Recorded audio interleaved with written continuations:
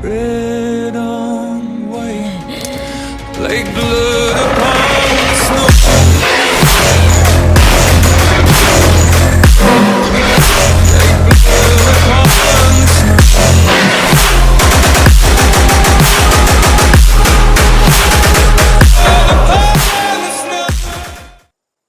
Young Squad, what is up with y'all? If y'all don't know me, my name is Young D. Hello, how y'all doing? For the people that do know me, I like to say one thing. I appreciate every single one of y'all, bruh. As of right now in this video, we are at 373 subscribers. The last video I said, we was at 368, I believe. And now we're at 373. Y'all going crazy. I appreciate every single one of y'all supporting me. And to the people that just now finding me, make sure to like the video and subscribe if you want more banger videos like this one. Let's get straight into it. As you can see, this is not no ordinary title screen. Yes, this is The Last of Us Part 2, but this is The Last of Us Part 2 Remastered. Straight from the PS5, bruh. I was ready for this game to come out. I wanted to revisit this, and now I got a reason to. But before we even start, alright? I played a little bit of No Return. This game will show me how rusty I am and how ass I am. So we're gonna go to the story mode. But before we go to the story mode, let's rewind it back. We're gonna go to this right here. Making of, and we're gonna play the lost levels. These are the levels that never made into the game, and we get another feel for the game. And the reason why we're doing that, because we already know what happened in the story. Let's know what happens of the stuff that didn't enter the story, you know what I mean? So obviously another reason why my screen is like this is because you're able to import your PS4 save file and then put it to the PS5. So, I skipped all the little loading screens. So basically now I got all of the extra game modes. So if I do story, got new game plus. Import game, that's what I use. I can select the chapters. I can do encounters. I can do cinematics. Speed run is available for me. What else? Guitar free play is now here. Here's a speed run. Permadeath. I can basically do everything I did on the PS4. You know, so if you already played the game, you're able to import the game, and also don't forget when you buy this game, it's literally gonna be $10 for the people who already have the game. If you don't have the game, I think you actually gotta pay like $50, which is $20 cheaper than an original PlayStation 5 game. Usually it'd be like 75, so you paying like 55. Hey man, it's worth it. And without further ado, one thing, I'm gonna do the same thing I did in The Last of Us Part 1. We're turning on director commentary. Hmm. This provides a spoken description and key visual elements of the director's commentary, right? Boom, lost levels, Jackson Party, here we go. And we are doing all 3 lost levels in one video. So let me stop capping and yapping. Straight into it. Oh my god, we're about to be a movie. About to be a movie.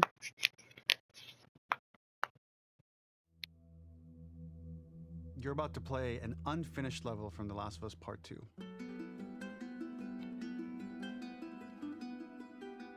The reason we added this section is there are a few sequences, and we picked the 3 of the best ones, that we cut from the game. Often we build a game that's much bigger than what ends up being the final product. They were months away from being finished, but we wanted to give you an insight of what it's like when we built a game, because often we have this whole thing constructed and it doesn't have final art or audio or dialogue. And here you get to see the building blocks of what it's like when we first string a bunch of these levels together. This is the intro to the first deleted level, and this one is the roughest of the 3. We wanted to show more of how Jackson operates. So this is the festival where Ellie ultimately kisses Dina. This sequence would have come very late in the game as a flashback sequence while you're in the farm with Dina. And we wanted to show what is the rest of Jackson doing, and wanted to put on the stick, make it interactive. So you could see when you're outside, there are all these almost like carnival games that you can play. You could mix drinks, you could play with these kids that are playing a sort of clicker Marco Polo, sit down and listen to conversations. And all the different interactions were first or second pass, very, very early passes. The building blocks are there, but nothing is final. And ultimately, while we were very excited by this sequence, it's pretty fun and lighthearted. It just slowed things too much as we're barreling towards the end of the story at this point. So again, reminder, rough, missing audio, missing animation, missing gameplay tweaks, missing dialogue, but pretty representative of what it would have been. So enjoy. Right, and y'all hear that? He said we playing it. What the fuck is wrong with me? Oh, I gotta read it, cause they don't have no dialogue. I forgot about that. Let me get my acting skills on point. Ah, all right. Let's do this. By the way, I am gonna play this with motion sensor activated. You know, add a little immersion to the game. So, if you see me aiming like I'm a PC player, that's because that's motion sensor. Motion Originally, sense. this level was going to transition us to farm. We would go all the way through to the dance, where Ellie and Dina share their first kiss. Then we would play through farm, and when Ellie plays the guitar at night, she would remember the Seth incident. So, the opening for this was a little tricky. We needed it to match at least a little what you might expect emotionally coming from prior beats, because we were already purposefully disorienting you in time and space. Remember, you just came from this huge fight. To jump straight into it would have been a little too jarring. After some back and forth, we rooted it in Ellie's nerves, calling back to her hands shaking in the theater. But this time, for a much more innocuous reason we'll find out later. She's nervous because she has a crush on Dina, who is the only reason why she's here at the dance. Okay. So yeah, if you see me aiming like a PC player, that's just motion sensor activated. You know. And the best thing is I haven't did motion sensor in a minute, so you might see me rusty at the very beginning of the game, but hopefully throughout, I'm cracked as a bitch. Yes, sir. Let's keep going.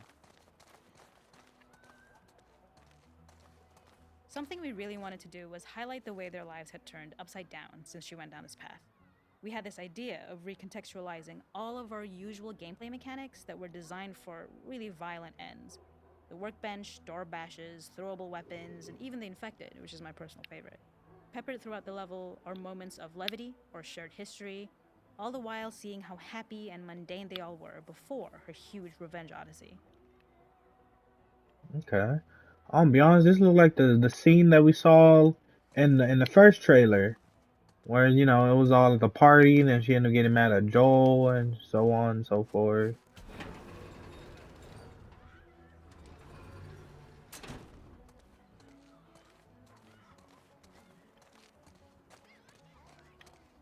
It is not a festival without one of these throwing games.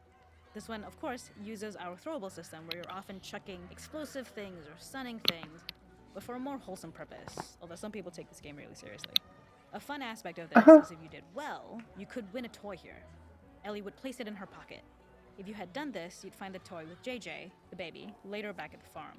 When we cut this, the toy made it through anyway because it was so cute. It is the same one you see on the tractor at the farm. Ollie the elephant.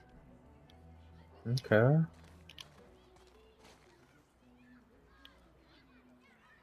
Bullseye.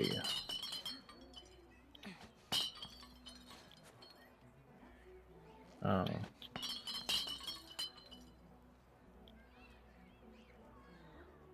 This game's rigged anyway. Oh, what? So I was supposed to. Alright, well, my suck. The makeup artist is pretty simple. It's one of those little in-game scenes we peppered in to make it feel like Ellie had roots in the town. Hallie, our writer, mentioned that in her mind, an ex-girlfriend of Ellie's tattooed her arm to cover up her scar. So we figured this might be the only time you get to see that. We wanted to hint at it and allude to it and make it feel like there had been so much more that had been happening and so much more that Ellie threw away.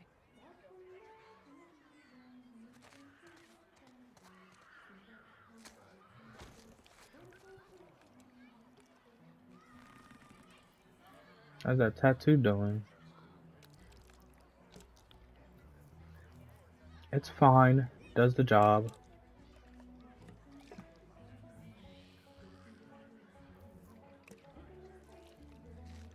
Should touch it up. Maybe I can add something else. Yeah, maybe. Okay. This is one of my favorite sections because I think that it achieves both the slice of life aspect of Jackson while also being a stark reminder of how dark the world that they live in really is. To attract attention and Oh curiosity, my one of the god, kids was why the supposed to kid make doing it this so perfect though? adorable, messed up little clicker impression, and the others would giggle. We tried a version where if you got close enough, the kid might try and follow you a little before turning back. Since clickers are blind and move by echolocation, for this game of messed up tag, Ellie must close her eyes and listen for when the children give themselves away. The thought was that these kids are in relative safety. They still grow up with the dangers of clickers and runners, and all those lessons would embed themselves in the games that they play. When the festival got cut, they tried to preserve this moment and move it to the front of the game, where the snowball fight is, as a tutorial. However, being in the headspace of a clicker doesn't really teach you how to deal with them. Eventually, it evolved, and they instead made the snowball fight, which was, I think, way more effective. For me, it's character illuminating that not only does Ellie know this game, she plays along. There's a familiarity with the kids that's really nice to see, especially because it's such a difference from the Ellie we see later, who has a sort of hollow normalcy that she's trying to get with JJ, but kind of fails. Hey, come here, kid. Ah, gotcha! Haha! Hey, fuck you, Ellie. You're not even playing. I am now. What are you talking about? Oh no! Hide! She's infected!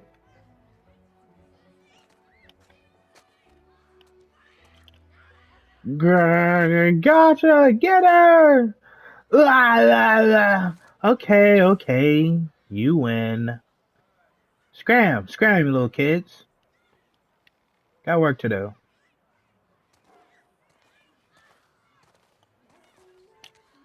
Honestly, I don't even think the listening button even worked. But oh well though. I still cooked. That's all that matters. Step aside, people. Oh, am I about to slam my controller? Square to start your string. Boom.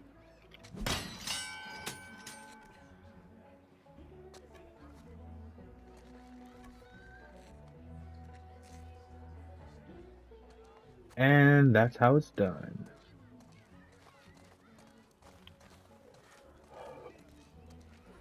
We use our workbench a lot to make a lot of things that kill and maim and hurt people.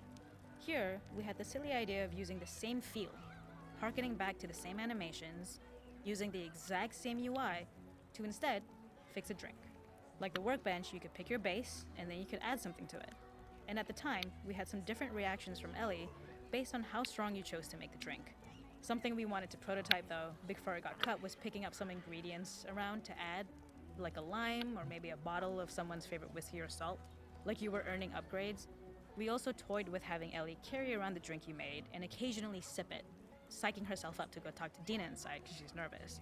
It got too noodly though, because she would need to keep placing it somewhere before she did anything, so it would have ended up more trouble than it was worth. Hey, they really was thinking everything through, bro. Let's make her a tequila girl. Damn. Only if I was a bartender in real life. Look at her. Drink with no emotion. Crazy. That was actually pretty good. Even if I do say so myself. Alright, did I interact with everything around the world? Boom, boom. I don't see nothing. Oh, oh, oh.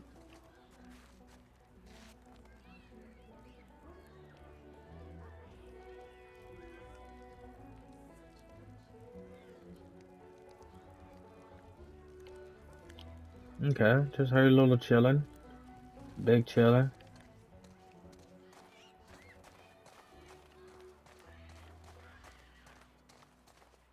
Make sure there's nothing behind that. We're good.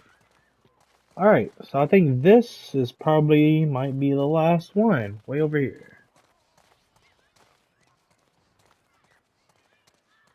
There's a hidden spot at the back that was just a bit of fun. It was highlighting Jackson's normalcy with something we would find in a real world. In the back, you would find teenagers finding some alone time with each other in a dark corner of a party. It was rewarding the player for peeking into a hidden corner, but ultimately redirecting them back to the festival. We also had versions of them smoking weed here, despite Maria's consternation, probably having gotten it from Eugene. Oh wow. They're making them have a little fun time.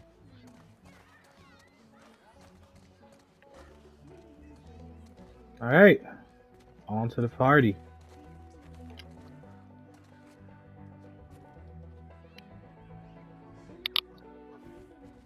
That's Tommy. Big Tom.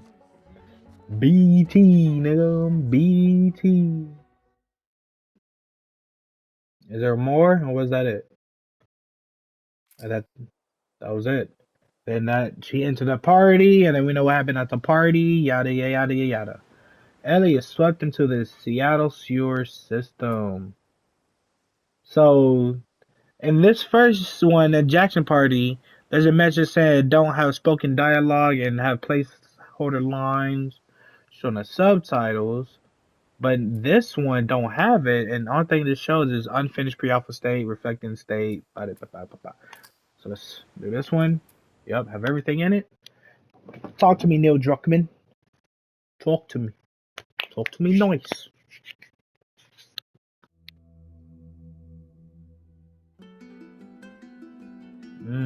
Lost levels. In this Seattle second sewers. deleted level, which is an extended sequence of the sewers in Seattle. This comes on the heels of where Ellie goes into a building and she survives an attack by stalkers and gets thrown out of the window and gets swept away by the current. And then we cut this section that used to be there in the final game. Now you will get to play it. So this was a way to get a bit more interesting puzzles, interesting traversal, figure out how Ellie can navigate the sewers with the fighting current. Ultimately, with a lot of these levels and these sequences, the reason why we cut them more for pacing purposes. But here it is for you in this very kind of raw form that part of it will feel finished, parts of it will feel like assets are missing as far as audio, animation won't be final, but it's a glimpse into what a game looks like when it's months away from finishing. Enjoy. Thank you, no Druckmann, sir. Oh my god, we're starting this already.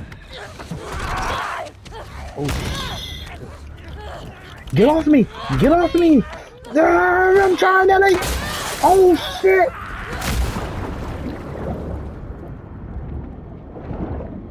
Oh my god, I can feel every rumble in the controller. Get off of me! You're not drowning, bitch!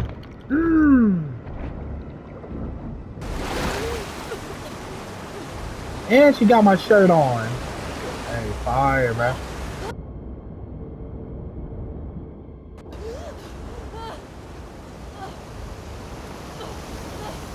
Alright. Like, now he's got us swimming in the sewers.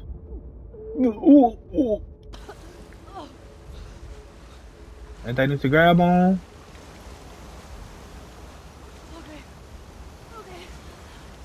Okay. Grab it, Ellie. Grab it. Okay, well. Oh. Hey, like I said, I'm a little rusty. I forgot I need to press X. Okay. Where the hell am I? Oh, got my gun. The ladder acts as an immediate goal for the player, but being able to climb out is not going to be so easy. To keep levels interesting and engaging, we alternate between positive and negative values the player experiences. Here, it's a positive to have found a ladder, but then a negative to discover it's not the solution. But then another positive to identify the next short-term goal of the doorway. By alternating between these opposing values, we give players what they expect, but not how they expect it. So basically you tell me the ladder is not the way. Fucking kidding me. Interesting. Even though he told me, still gotta. Okay. There's gotta be another way out. Alright, Ellie. There we go. Let's go, sis. Woman power. This level, internally known as Fine Nora, was quite long in duration as we had to make Ellie traverse a far distance to the opposite side of downtown Seattle. The sewer section was originally longer than what we released the game with, approximately 10 minutes more. This was one of the few areas of the game that used water flow as part of a traversal puzzle. The player has to go upstream to use the current to get to the platform to reach the other side. We mostly cut this mechanic game-wide, however it remained in essence in the section swimming to the aquarium as Ellie when you were avoiding the waves. Alright. And there we go. Thank you for telling me. When players reach the doorway and enter into the room, they are faced with a dead end. The real reason for this dead end room is that on the reversal, when exiting back out of the doorway, players are faced with the route onwards. A pipe that they'd not been able to see when they were swept past it on the way in, and something that was hidden from view when on the side platforms. The intention here being that the only option is to go off the standard path in order to search for a way out. Nice. I'm gonna be honest. Well, it'd be dumb of me if I just... Oh, nice. She just jumped over the whole thing. Okay, so I see that's... Oh.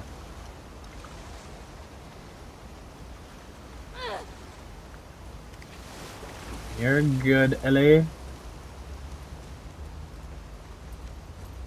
Let me craft something? Nope.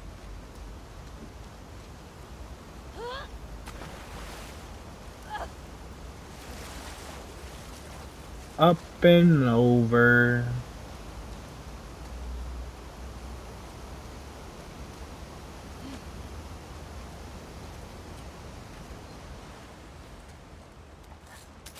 Yup. Hey, I don't care none of this is gonna be real. I'm pretending it is. If this was an actual level, we're exploring everything. Boom boom, can't go that way, and then we just jump.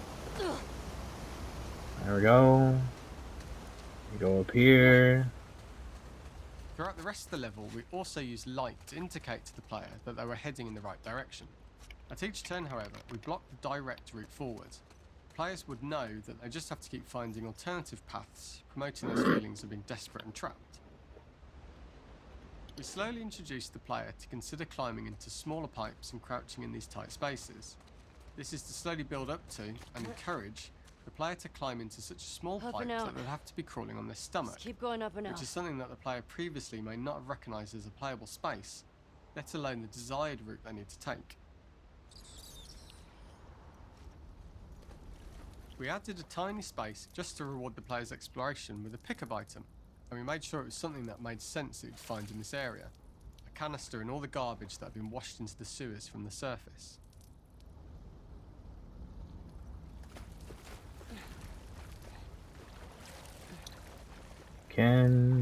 Oh my gosh, you can.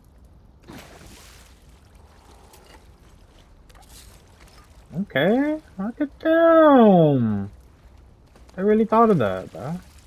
Then we just climb right back out. And boom. Alright. We loved the idea of making Ellie prone through a tiny dirty pipe in order to get out, as it was a great opportunity to use our prone mechanic. A unique camera setup was created to support crawling in these pipes, as the standard prone camera is much higher above the player. We also created custom collision in order for Ellie to manoeuvre in these tight spaces easily. Initially, the oblong collision capsule around her character caused issues crawling around corners. We put extra effort into the custom corner collision, so the movement experience is as smooth as the main game.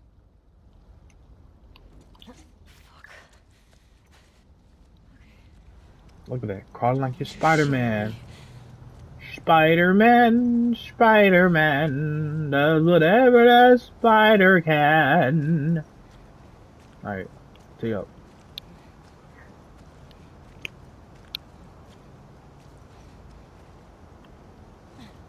In order for the player to feel cramped, claustrophobic and desperate, we'd been enforcing the traversal mechanics that allow for a tight environment which promote these feelings.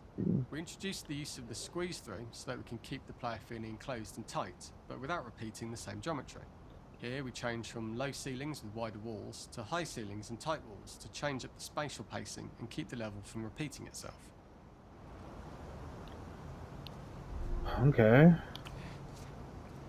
They said we gotta change it up a bit, you know? So it don't look like y'all playing the same thing.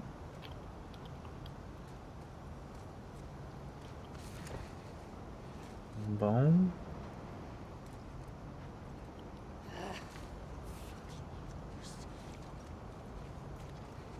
Oh my god, the voice of Ellie. It's smelling. You know, I wonder if I wonder if I forgot her name. But the person that is the face model of Dina, I wonder if she's gonna play this. I know she played the Last of Us too. Originally, we had I the wonder if she's waterline gonna, much you know, higher here, replay so it. players had to swim through this tight tunnel. However, from watching user test feedback, it was occasionally causing people to discount the route entirely and turn back on themselves. So to avoid any risk of this happening in the final game, we present a lower water level so the tunnel is easy to see and commit to using. Although this isn't as impactful without the prone swim, it's the better decision as it means a smoother experience for the player with no backtracking frustration. No backtracking. As we surface from the water and over the crest of the slope, we reveal what is further in this tunnel. A clicker that has sprouted and the fungus has grown on the sides of the pipe. It was great to see people who user tested this area becoming increasingly worried as we forced the player to squeeze past the fungus and inches away from the clicker's face, all the time not being sure whether the clicker might be alive or attack them. Although we aren't as cruel as to force a clicker attack in such close proximity, we do have a payoff for this moment. This clicker momentarily turned into Joel to show Ellie's PTSD from what happened to Joel at the start of the game. Ultimately, we decided to save this moment for the farm level, as it was more impactful there because it could become the centrepiece of that experience. Whereas in the sewers, we weren't able to make it as much of a narrative point and give it the breathing room and reaction time that it deserves, given the tight space. Okay. So it's gonna be a clicker jump scare. Gotcha.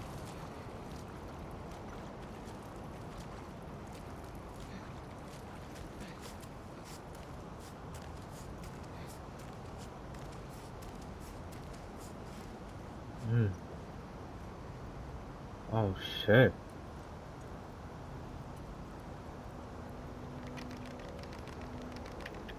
Hey bro. Oh wow.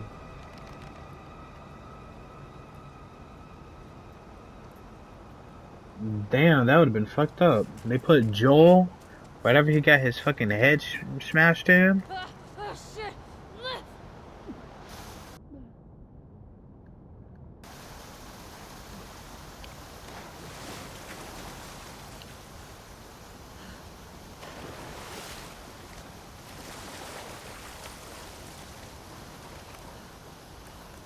For the final section, we eventually opened you out into a wider area as you traverse through such tight spaces leading up to this. So changing the environmental pacing makes it begin to feel like we're coming to the end of Ellie's ordeal. An earlier iteration used the current that we'd shown at the start for a slightly tougher traversal puzzle to conclude the sewers.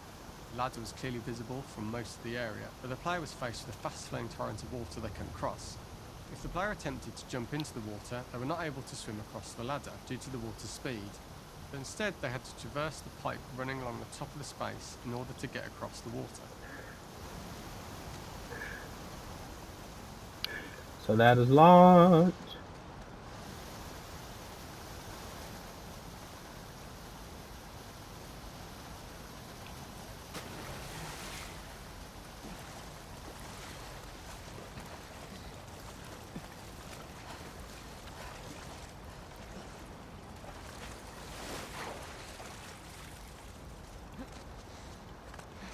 That's part for exploration. Oh, never mind. That was actually useless.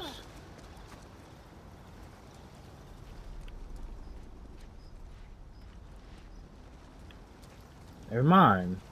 That was also useless.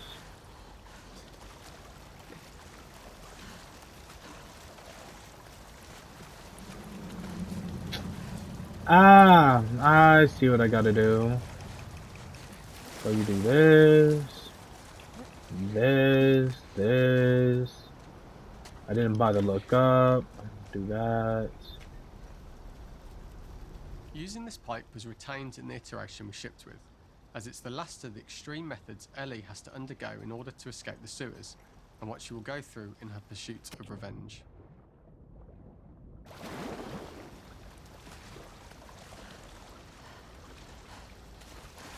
Wait. So how do I get over there?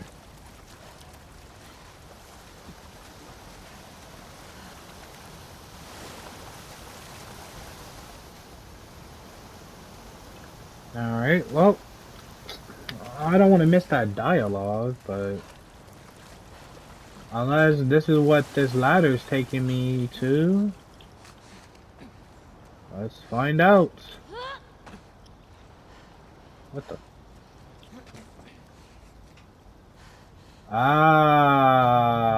Using this pipe was retained in the iteration we shipped with, as it's the last of the extreme methods Ellie has to undergo in order to escape the sewers, and what she will go through in her pursuit of revenge.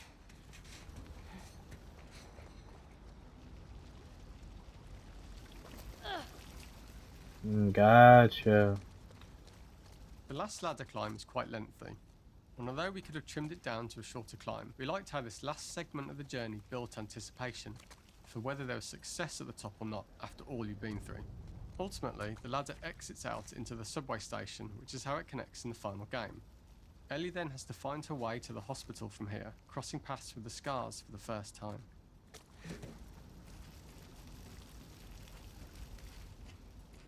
Go ahead and speed run that.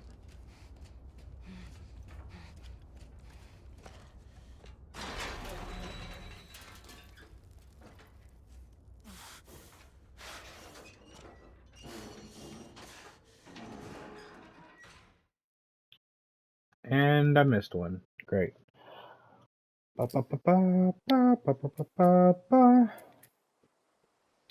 Alright, and now for the final one, the hunt. Ellie follows a trail of blood to an abandoned general store.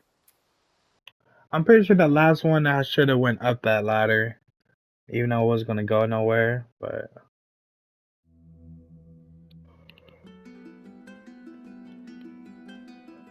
lost levels. The For hunt. this third and final deleted level, what we call the boar hunt sequence, this was a sequence pretty late in the game. It was right after the whole Seattle Abby sequence where Abby spares Ellie. And then we wanted to come back into Ellie's story, but keep it a bit mysterious of how much time has passed, where is Ellie now? So we're coming in on Ellie and she's following a trail of blood.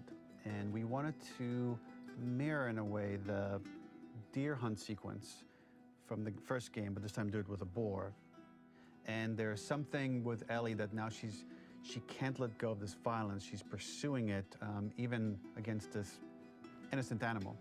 This was another opportunity to show how the violence that Ellie has experienced, the violence that she witnessed being afflicted onto Joel, Oh my god. is still sticking with her. And she's still experiencing these PTSD moments.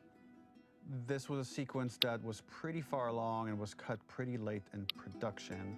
Parts of it are still really rough, but the gameplay, the building blocks were all there. I think you'll have fun to see, like, again, a rough, unfinished sequence that you can play. You can see all the way to the end, and including a cinematic that we end up cutting. And the remnants of the sequence ended up being mentioned in Ellie's journal. So this part of the story that we developed still made its way into the game as kind of optional stuff that you could read about, but here you get to experience it. So as a reminder, this is pretty rough, months away from being finished, but you get to see it now.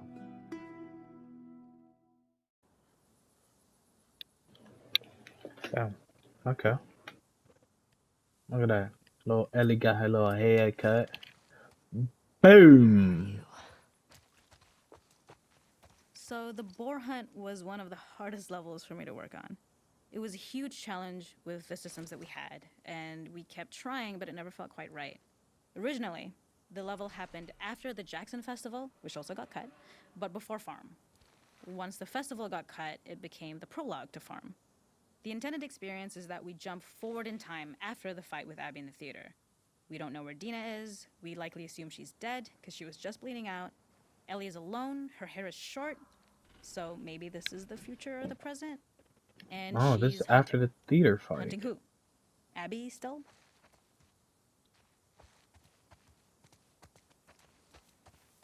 Okay.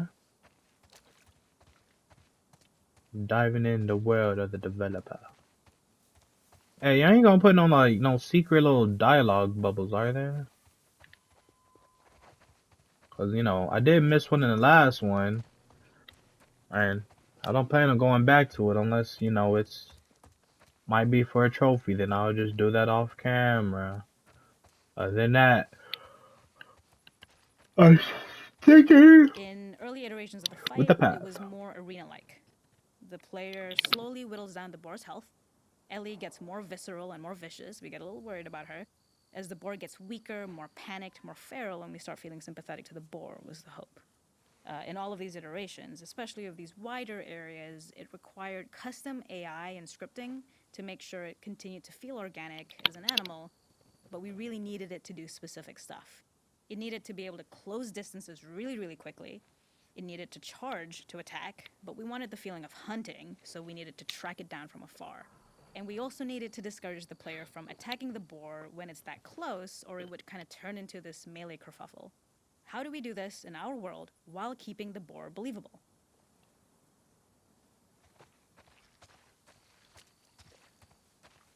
Okay.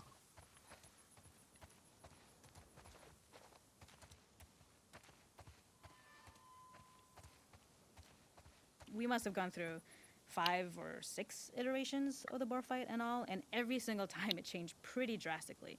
We split it into clear phases, where one was like all long range. We tried another where you're getting close and you get the jump on it quite literally. You're jumping off of a rock to attack it. And then finally, we tried a bunch where you almost sort of go around a bunch of trailers and try and wrestle it. We uncovered after some time that taking down a boar over several phases felt very laborious and a little dramatic. It was comically long. It felt too boss-like, a little too gamey.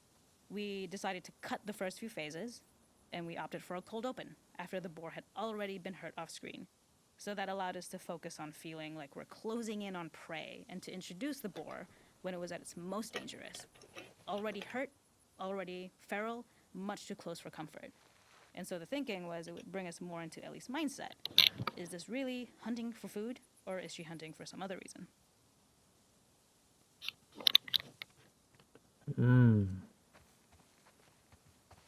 Gotcha. This is when she probably was like pissed off about what happened at that theater.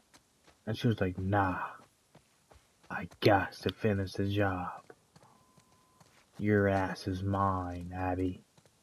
Your ass is grass. Type shit. Alright,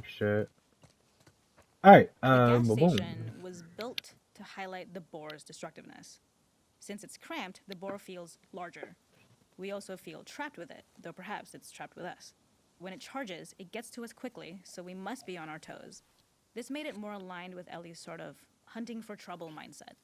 Listening became more important, as well as moving around slowly so it didn't hear you.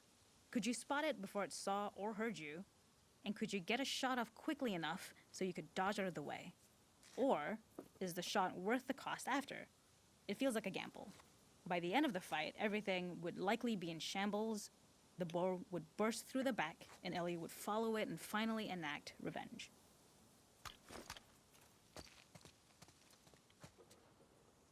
Okay. I can't see shit.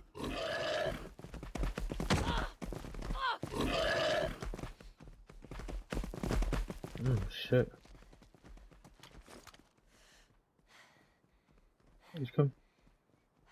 He's coming back around?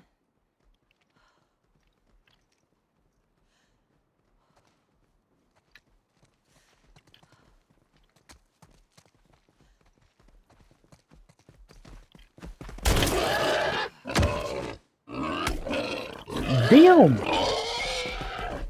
Even though I shot the nigga, bro.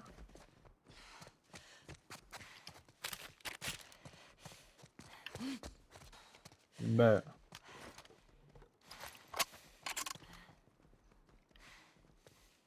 Look at that. Look at that motion sensor.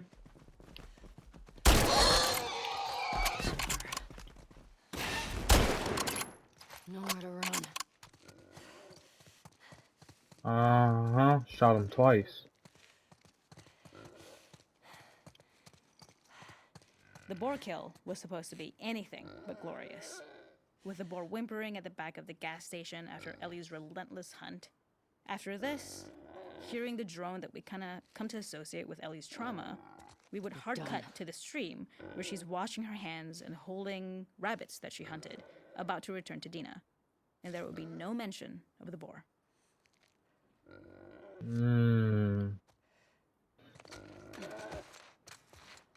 This is to unlock her trauma.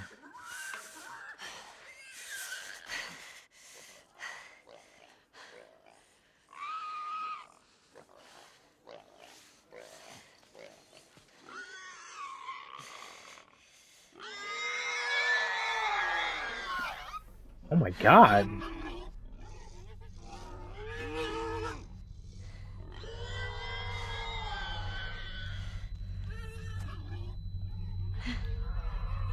Yo.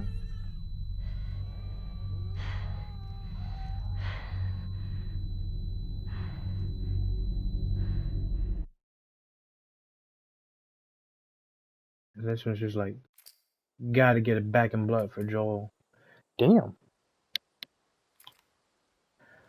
Alright guys, just for today's first little prologue video.